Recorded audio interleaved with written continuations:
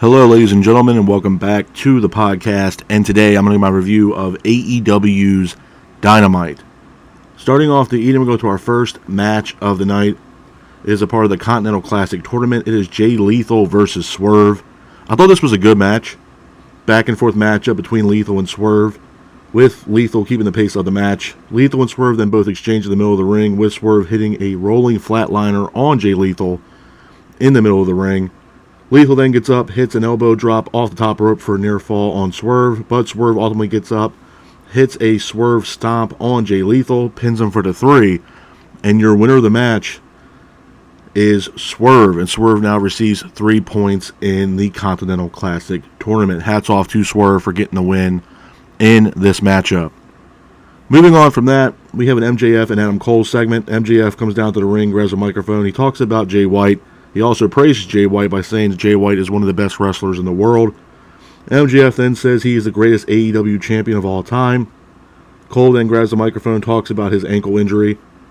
Cole also mentions the Devil and his goons. After he says that, the lights go out. The Devil is shown on the Titantron laughing. After that, Samoa Joe's music hits. He comes down to the ring. Joe praises MJF. Joe says that he wants his title shot against MJF for the AEW World Championship. MJF then initially turns down Joe's challenge.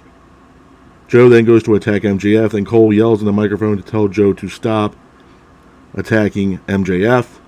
Cole says that MJF should give Joe his title opportunity, and it looks like we're going to get MJF versus Samoa Joe at World's End.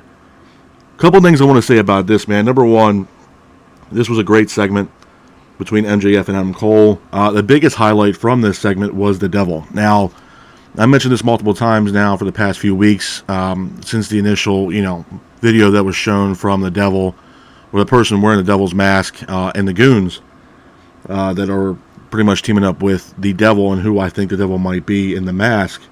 My standpoint's still the same, man. I think it's Adam Cole. I think a lot of signs are leaning towards Adam Cole, and if you really look into the segment, when Joe was getting ready to attack MJF, Joe was yelling, Cole was yelling at Joe to not attack MJF and told MJF that he should get Joe his title opportunity. So it looks like Adam Cole is kind of pulling the strings for MJF as far as what MJF is going to be doing with the AEW World Championship as well as the Ring of Honor Tag Team Championships as well, especially when it pertains to Samoa Joe, because for the past few weeks, Adam Cole has told MJF that he should align himself with Samoa Joe, not only to defend the Ring of Honor Tag Team Championships, but also have MJF's back during this time with the whole, who's wearing the Devil's mask and the goons that have been attacking people, especially the Acclaimed backstage. Cole believes that Samoa Joe would be that kind of guy to give protection, if you will, to MJF. But in my opinion, I still believe that the person wearing the Devil mask is Adam Cole. Moving on from that, we go into our next match of the night. It is a 6-man tag team matchup. It is Angelo Parker teaming up with Matt Menard and Jake Hager versus Orange Cassidy, Shibata, and Hook. Number one, I thought this was a good match. Before the match even really gets started, though, Orange Cassidy grabs a microphone. He was supposed to make an announcement that he was interrupted by earlier in the show. So Orange Cassidy grabs a microphone, says that he is going to announce or make his announcement, and that announcement is none other than the return of Danhausen. Danhausen returns to AEW after being out with a lengthy injury. He comes out to the ring, pretty much being in the corner of Orange Cassidy, Shibata, and Hook. The match itself is a back-and-forth matchup. Orange Cassidy and Shibata and Hook were keeping the pace of the match. Orange Cassidy then hits a Stun Dog Millionaire, and then Hook and Shibata ultimately apply a Red Rum, and your winners of the match are Orange Cassidy, Shibata, and Hook. Hats off to Orange Cassidy, Shibata, and Hook for getting the win in this matchup. Moving on from that, we have a Christian Cage segment. Christian was supposed to rechristen, if you will, Luchasaurus and Nick Wayne. Christian talks about Full Gear. He also mentions that Luchasaurus cost them the match at Full Gear against Darby Allin, Sting, and Adam Copeland. Christian wants to rename Nick Wayne Luchasaurus. Christian ends up renaming Luchasaurus as Kill Switch, which is a famous move from Christian's arsenal. Christian also then renames Nick Wayne the Prodigy. Nick Wayne's mom comes down to the ring. Christian then mocks Nick Wayne's mom. He also mocks Nick Wayne's father as well. Luchasaurus then gets in the face of Christian Cage. Christian then pushes Luchasaurus into Nick Wayne's mom, knocking her to the ring mat. Nick Wayne then grabs a chair Adam Copeland is here. Copeland then attacks Nick Wayne and Luchasaurus, and then Copeland ultimately hits Nick Wayne with a chair shot. So it looks like we have some unfinished business here between Christian Cage and Adam Copeland. Moving on from that, we go into our next match of the night. Again, it's another Continental Classic Tournament matchup. It is Roosh versus Jay White. I thought this was a great match. Back and forth matchup between Roosh and Jay White, with Roosh keeping the pace of the match. Roosh and Jay White then both exchange in the middle of the ring, but Jay White ultimately hits a Blade Runner on Roosh, pins for the 3, and your winner of the match is Jay White, and Jay White now has 3 points in the Continental Classic Tournament. Hats off to Jay White for getting the win in that matchup. Moving on from that, we have a Toni Storm segment. Toni Storm thanks the AEW fans and staff for her title win. After that, Sky Blue is here, pretty much interrupts Toni Storm, which gets us into an impromptu matchup. It is a triple threat match between Anna Jay, Sky Blue, and Ruby Soho. I thought it was a decent match. Good showing from Anna Jay. Back and forth matchup. Anna Jay was keeping the pace of the match, but Sky Blue ultimately hits the finish, pins for the 3, and your winner of the match is Sky Blue. Hats off to Sky Blue for getting the win in this matchup. Moving on from that, we go into our next match of the night. It is the main event of Dynamite. It is another Continental Classic Tournament matchup. It is Jon Moxley versus Mark Briscoe. I thought it was a decent match. Back and forth matchup between Moxley and Briscoe, with Moxley and Briscoe both exchanging in the middle of the ring. Briscoe hits a blockbuster off the apron on Moxley to the outside. Moxley was trying to keep the pace of the match. Moxley ends up hitting a pile driver on Briscoe. Briscoe gets up, hits an enziguri on Moxley. Moxley then gets up, hits a paradigm shift on Briscoe, as well as a Death Valley. Briscoe hits a Death Valley driver. Briscoe then hits a froggy bow for a near fall, but Moxley hits another Death Rider for a near fall. Moxley hits a foot stomp and another Death Rider on Briscoe, pins for the 3, and your winner of the match, and the person getting the 3 points in the Continental Classic Tournament, is Jon Moxley. Hats off to Jon Moxley for getting the win in this matchup. A couple things I want to say about Dynamite, man, before I get out of here. Was it a solid show? It was. I think the Continental Classic Tournament, I think it's great for AEW moving forward. Obviously, the tournament comes to an end at World's End, where the 2 semifinalists will compete in a matchup at World's End. I think the biggest takeaway besides the Continental Classic Tournament is obviously the Devil. Who is the person in the Devil's mask? What's his intentions? And like I mentioned to you guys earlier in the podcast, I truly believe it's Adam Cole. I think Adam Cole is 100% the person in the Devil's mask. The biggest question, though, is who is a part of, the goon squad, if you will, for the Devil. A lot of people were saying Wardlow might be involved. It might be Matt Taven and, the Kingdom, Roderick Strong. My thing is this. I know a lot of people were saying, too, that it could have been CM Punk. If you guys watched Survivor Series that happened last night, obviously that's not the case, and CM Punk is now back with WWE, and I know it's a lot of breaking news around CM Punk and stuff like that, and CM Punk ended up showing up in WWE after being gone for almost 9 years, so he showed up last night at Survivor Series, and the arena, if you will, erupted.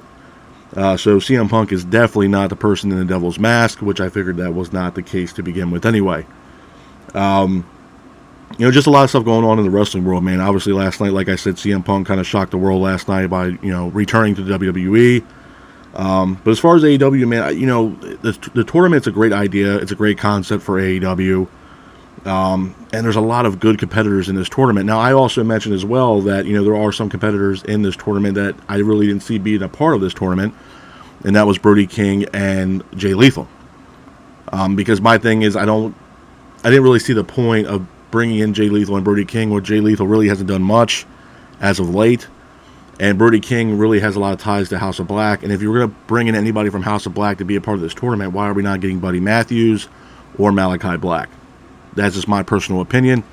But I think the tournament's great. I think it's a great concept for AEW and Tony Khan. I think it gives a lot of eyeballs, obviously invested on AEW, Dynamite, as well as AEW Collision, because a lot of the tournament matches are going to be a part of both Dynamite and Collision.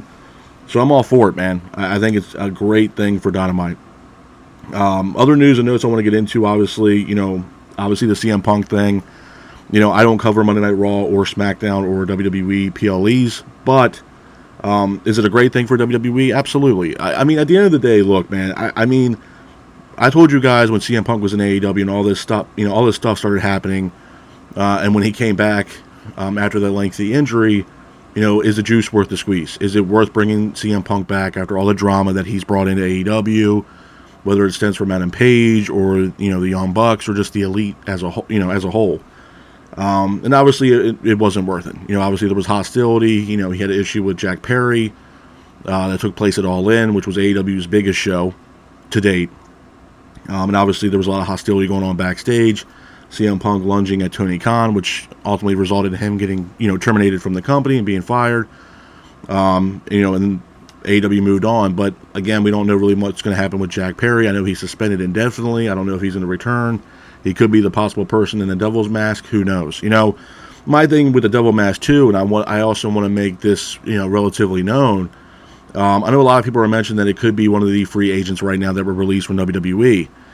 My thing is, I'm not taking anything off the table. My personal belief, I do believe it's Adam Cole, but the longer they go with this person in the Devil's Mask, I mean, it could be one of the people that are, that were released from WWE that got signed by AEW. It could be Mustafa Ali. It could be Dolph Ziggler. A lot of things are up in the air right now. And the reason why I'm saying that is because the longer they go with this, person in the Devil's Mask not revealing themselves or not showing their face, Tony Khan and AEW really could, slot a person in like, Mustafa Ali or Dolph Ziggler that were released from AEW, and he signs them to AEW, obviously, and, the devil reveals himself as a Dolph Ziggler or Mustafa Ali. It's very possible. Tony Khan can really drag this out until those free agents are able to sign with AEW. I think the free agents that were released from WWE main roster are actually able to sign with the company, whether it be AEW, Impact, New Japan, or who knows. I believe their non-compete ends at early December or mid-December. I think it was the 21st of December. So this is right before AEW's World's End pay-per-view, December 30th, that takes place at the Nassau Coliseum. So it very much could be. I'm not saying it's not. But as far as I had to say somebody in-house right now who it could be, my cards are really with Adam Cole. I think Adam Cole fits that whole motive perfectly. I think turning Cole heel, and it kind of having the world's end, his world coming down on MJF, if you will, with, obviously Adam Cole turning heel, his best friend being, MJF, and Cole turns heel on MJF, and his world come crashing down. There's other rumors too about MJF. Speaking of MJF, is MJF going over to WWE? Is he going to sign a contract with AEW? From what I understand, it looks like MJF might be already signed, sealed, and delivered with AEW. There's a lot of rumors and speculation that MJF has signed his contract extension with AEW, and then he's going to be around until 2027. Now, again, take that with a grain of salt. It's a lot of speculation and rumors right now. But to be honest with you, if I was Tony Khan, I would back a Brinks truck up to his backyard and give the man what he wants, because right now MJF is one of the hottest things in wrestling right now. He's one of the most things talked about in professional wrestling as a whole, whether it be WWE and AEW, and whatever the man's asking for, I would give him, because right now, having a guy like MJF jump ship from AEW to WWE could really cripple AEW. And I mentioned this multiple times in the past when it pertains to Cody Rhodes, Jade Cargill. There's some names on that roster, if they were to leave AEW, it could really cripple the company.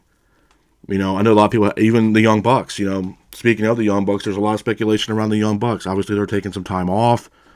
Being the Elite, for what I understand, is over. I thought they were going to I was told two different things. I thought, being the Elite episodes were going to tie into a storyline with the Elite and their return back to AEW, because there's a lot of things going on right now with the Young Bucks. They want to turn heel, and they want to have a faction. And from what I understand, the rumor faction that they're going to have, which I don't know where they come up with this idea, but it's supposed to be Matt and Nick Jackson, Brandon Cutler, and Colt Cabana. I don't know how that really fits into a faction, to be honest with you. I'm not trying to... I have all the respect in the world for Colt Cabana and stuff like that, but Brandon Cutler really hasn't done anything in AEW. He's been more or less the Young Bucks cameraman for being the Elite. And Colt Cabana, I haven't really seen Colt Cabana wrestle in a while. I think he was doing some work with Ring of Honor behind the scenes. So I don't know how that fits into the fold of what they're really trying to do. I know they filed some trademarks, being the Young Bucks, for Killing the Business or KTB Wrestling. Who knows what the Young Bucks are trying to do or when they do come back. But obviously some things are going to change for the Young Bucks, and they want to come back as heel. And honestly, I'm not against it, man, because before all this was taking place and they wanted to take some time off, there was really nothing left for Matt and Nick Jackson to do, in my opinion. I mean, obviously there was some hostility there in a storyline between Jericho and the Young Bucks and Kenny Omega and the Young Bucks, but where were you really going to go with that? And how far were you going to drag this storyline out with Jericho and Omega? Because Omega, my understanding with Omega, he has a lot of unfinished business with Don Callis. AEW just recently signed Kota Ibushi. So, again, and this falls into what I said about the tournament as well. Kenny Omega not being a part of this tournament. But I also mentioned, why are we not getting Takeshita? Takeshita would have been perfectly to fit into this tournament. The Don Callis family is, from what I understand right now, has a lot of names in that tournament. Well, Powerhouse Hobbs, Kyle Fletcher, Takeshita, Sammy Guevara. There's a lot of names a part of this Don Callis family right now. So I thought maybe Takeshita would have fit perfectly in the mold of what the tournament was all about. But obviously that did not happen, and we got Jay Lethal and Brody King involved in this tournament instead of Takeshita. So, long story short, I knew there was going to be some names left out of this tournament that some people were going to be either A, happy about or really disappointed with. But all in all, I don't think it's going to really affect the tournament. I think the tournament, like I mentioned multiple times already, I think the tournament's great for AEW and Tony Khan. It's great for the wrestlers on the roster right now. I think it's great, man. And I know a lot of people, like I said, even though it doesn't really relate, the CM Punk elitist out there, there's going to be a lot of fans from AEW that were CM Punk elitists, meaning that, they were pretty much ride or die with CM Punk. They wanted to see CM Punk. They're fans of CM Punk, and it was one of the main reasons why they watched the program on AEW, because of CM Punk. Now, credit, he's been gone for a little while now from AEW, and now that he showed up on WWE television, especially Survivor Series, a lot of CM Punk fans are going to be migrating from AEW to WWE, if not more than ever, especially with him actually showing up last night for Survivor Series in Chicago. It was a really big deal last night for Survivor Series in WWE, and there's rumors that he might actually be on Monday Night Raw tonight, and people want to know what's going on with CM Punk. Now, I will say this, when it pertains to the CM Punk showing up on Survivor Series last night, it looks like there was a little hostility, man, between both CM Punk and Seth Rollins. Now, again, this could be storyline based, but I know there was some legit heat between CM Punk and Seth Rollins, and Rollins really looked pissed off that CM Punk showed up last night, man. He was flicking him off and trying to attack him, and WWE security were trying to stop Seth Rollins, and Corey Graves got involved by trying to stop Seth Rollins. So, again, is it going to be worth bringing CM Punk back to WWE? I mean, this guy has been known to have internal problems with companies. I mean, he just had a humongous problem within AEW with, Matt and Nick Jackson in the Elite and Adam Page, and just, recently before he got fired, Jack Perry. So I don't know how CM Punk's going to fit into the mold with WWE as well. I mean, there might be some people there in WWE that don't want to work with CM Punk. There was also a rumor about Drew McIntyre. Drew McIntyre obviously was a part of the War Games matchup last night between Team Cody and Judgment Day. Drew McIntyre was teaming up with Judgment Day. And seeing CM Punk seeing CM Punk showing up during Survivor Series, for what I understand, Drew McIntyre just left the arena and was gone. And it looked like he was very, very disappointed that CM Punk ended up showing up. And for what I understand, McIntyre has been kind of back and forth on his contract situation between himself and WWE. They haven't come to terms with the contract yet. WWE really hasn't been in a lot of talks with Drew McIntyre about re-signing to WWE. So, again, this might also hinder a lot of talent that, their contracts are coming up. Now, they might not want to stay in WWE because of a guy like CM Punk. They don't want to work with Phil Brooks. They don't want to, be around Phil Brooks. So, again, this might also cause a severe issue within the roster in the locker room, bringing a guy like CM Punk back to WWE, because I know for a fact there are certain talents backstage that do not want to work with CM Punk because he's an issue. A lot of drama. He causes a lot of bullshit backstage. A lot of wrestlers don't want to be a part of that. So wrestlers that have their contract coming up with WWE, and now that CM Punk's back, who knows, man? They might jump ship to AEW or go somewhere else, Impact Wrestling. I know Impact, I don't cover Impact Wrestling, but, with what Impact Wrestling is doing right now, obviously getting the name back of TNA, which they will go back to that name after, I believe it's Hard to Kill pay-per-view in January. So, I'm excited for Scott D'Amore and Impact Wrestling for what they're doing over there and trying to bring back some nostalgia, if you will, with Impact. Bringing back the TNA name. I mean, TNA was synonymous in pro wrestling back in the day, in my opinion. Just with the names they had on that roster. I mean, Samoa Joe, AJ Styles, Robert Roode, obviously Beer Money tag team with, Roode and James Storm. Solid tag team. They also had Low Key, Amazing Red. They had a lot of really good talent on that roster back then. Kurt Angle, Abyss, Jeff Hardy, RVD, just to name a couple guys that were on that roster that I know of. Main Event Mafia with Booker T and Scott Steiner and Kevin Nash and, Scott Hall and stuff like that. Sting. Sting is synonymous with TNA as well. So, I mean, to me, as a wrestling fan, and that's why we're all here, I mean, it's great to see that, Impact Wrestling got the TNA name back and that they're going to change from Impact Wrestling back to TNA starting January. So, I mean, again, long story short, the free agents that might be available even now, like a Dolph Ziggler, Mustafa Ali, Shelton Benjamin, they're able to, their non-compete ends, I believe, December 21st. So, again, Impact Wrestling, you can't, knock Impact Wrestling as well. I mean, some of these free agents might end up going up over to Impact Wrestling. Dana Brooke is another free agent. I think she would do very well over in Impact Wrestling. I mean, look what Trinity's doing right now for Impact. She's killing it right now. I believe she's a current TNA Women's Champion, I believe. She's had some great matches. She just had a great match with Mickie James. That was an absolute banger of a match. I mean, she's doing phenomenal stuff over there in TNA. So, I mean, again, sky's the limit for Trinity. And if, Dana Brooke decides to go over there, that's great. Dolph Ziggler, again, it's not going to affect Dolph Ziggler at all. If I had to be, a fantasy booker or, Tony Khan for 5 minutes, yeah, obviously they're going to look at some of the guys that are free agents. You look at maybe like a Shelton Benjamin. I know a lot of AEW people on the roster right now have a lot of high hopes for Shelton to show up for AEW.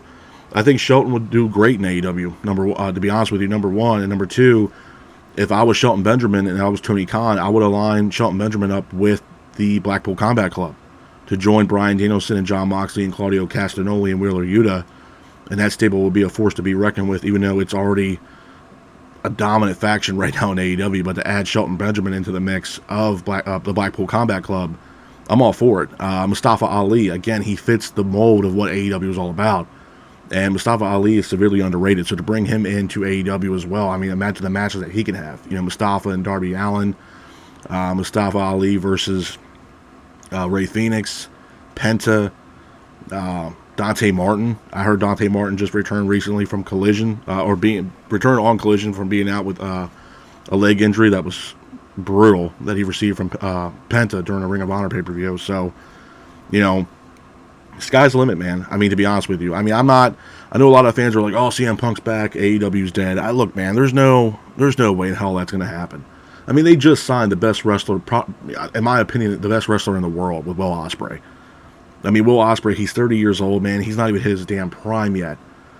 And Will Ospreay is going to shake up the game for AEW. So I'm super excited for Ospreay to, come into the fold with AEW. I believe he's going to return or debut with AEW around Revolution in February. So I'm all for it, man. I mean, obviously he wants to finish up his contract duties with New Japan and finish up, all the obligations he's had with New Japan and then finally come over to AEW. So I'm all for it, man. I think, Dynamite, again, was a solid night. Big fan of the tournament. Obviously, Collision is also a part of the tournament as well. They have a lot of household names on this tournament.